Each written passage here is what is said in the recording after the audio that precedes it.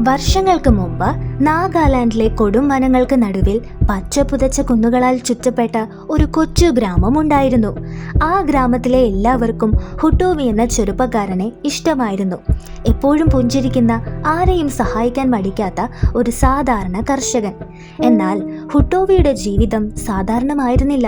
അയാൾക്കൊരു രഹസ്യമുണ്ടായിരുന്നു. ഉറങ്ങുമ്പോൾ അയാളുടെ ആത്മാവ് ശരീരത്തിൽ നിന്നും പുറത്തു വന്ന് ഒരു കടുവയായി മാറും. അങ്ങനെ കടുവയുടെ രൂപത്തിൽ രാത്രിയിൽ കാടുകളിലൂടെ അലഞ്ഞു തിരിയുന്ന ഈ ടൈഗർമാനാണ് തേക്കുമിയാവി. ദിവസം മുഴുവൻ പണിപ്പെട്ട് തളർന്നുറങ്ങുന്ന ഹുട്ടോവിയുടെ ശരീരം കിടക്കയിൽ നിശ്ചലമായി കിടക്കും. അതേസമയം ഹുട്ടോവിയുടെ ആത്മാവ് ഒരു ഭീമാകാരമായ കടുവയായി കാട്ടിലേക്ക് പായും. ആ സമയത്ത് അവന്റെ ശരീരത്തിൽ യാതൊരു ജീവനുമില്ലെന്ന് തോന്നും. എന്നാൽ കടുവയ്ക്ക് സംഭവിക്കുന്നതൊക്കെ മനുഷ്യരൂപത്തിൽ കിടക്കുന്ന ഹുട്ടോവിയുടെ ശരീരത്തിനും അനുഭവപ്പെടും. ഒരു രാത്രി കടുവയുടെ രൂപത്തിൽ ഹുട്ടോവി കാട്ടിലൂടെ നടക്കവേ ഒരു പുഴ കടക്കാൻ ശ്രമിച്ചു. അപ്പോഴവന്റെ ആത്മാവ് പുഴയിലെ തണുപ്പും ആഴവും അവന്റെ മനുഷ്യ ശരീരത്തിന് നൽകി. അതുപോലെ ഒരു മൃഗത്തെ വേട്ടയാടുമ്പോൾ ഉണ്ടാകുന്ന ആവേശം അവൻ കിടക്കുന്ന കിടക്കയിലും ഹുട്ടോവിയുടെ ശരീരത്തിൽ അറിയാൻ സാധിച്ചു.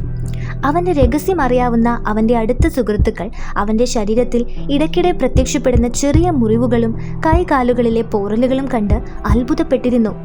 ഇടയ്ക്കിടെ കടുവയുടെ രൂപത്തിൽ ഗ്രാമത്തിലെ മൃഗങ്ങളെ ഹുട്ടോവി വേട്ടയാടുമായിരുന്നു.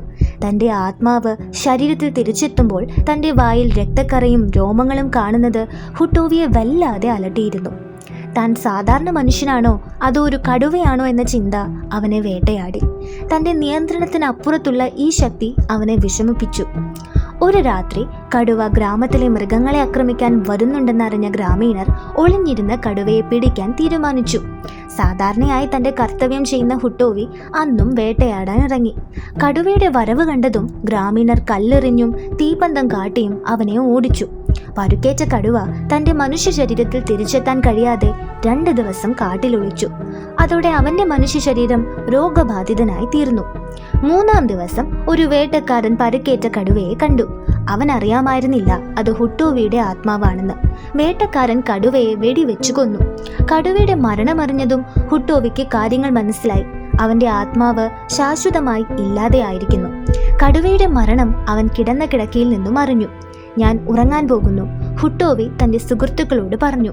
അവന്റെ സുഹൃത്തുക്കൾക്കറിയാമായിരുന്നു അവൻ എന്നേക്കുമായി ഉറങ്ങാൻ പോവുകയാണെന്ന്. ഹുട്ടോവിയുടെ മരണവാർത്ത ഗ്രാമീണർക്ക് വിശ്വസിക്കാൻ കഴിഞ്ഞില്ല. അദ്ദേഹത്തിന്റെ മൃതദേഹം കടുവ തോലുകൾ കൊണ്ട് മൂടി അവർ അടക്കം ചെയ്തു. അവന്റെ രഹസ്യമറിയാത്ത ഗ്രാമീണർ തങ്ങളെ വേട്ടയാടിയ അതേ കടുവയെയും അവരുടെ പ്രിയപ്പെട്ട ഹുട്ടോവിയെയും ഒരേ ദിവസം അടക്കം ചെയ്തു. ഈ കഥ മനുഷ്യനും മൃഗങ്ങളും തമ്മിലുള്ള ബന്ധത്തെക്കുറിച്ചുള്ള നാഗാ ഗോത്രങ്ങളുടെ വിശ്വാസം വ്യക്തമാക്കുന്നു. തേക്കുമിയാവി എന്ന പുരാണ കഥാപാത്രം നാഗാലാൻഡിന്റെ സാംസ്കാരിക പാരമ്പര്യത്തിന്റെ ഭാഗമാണ്. ഇതൊരു ദുരന്ത കഥ മാത്രമല്ല, പ്രകൃതിയും മനുഷ്യനും തമ്മിലുള്ള ബന്ധത്തിന്റെ ഒരു ഓർമ്മപ്പെടുത്തൽ കൂടിയാണ്.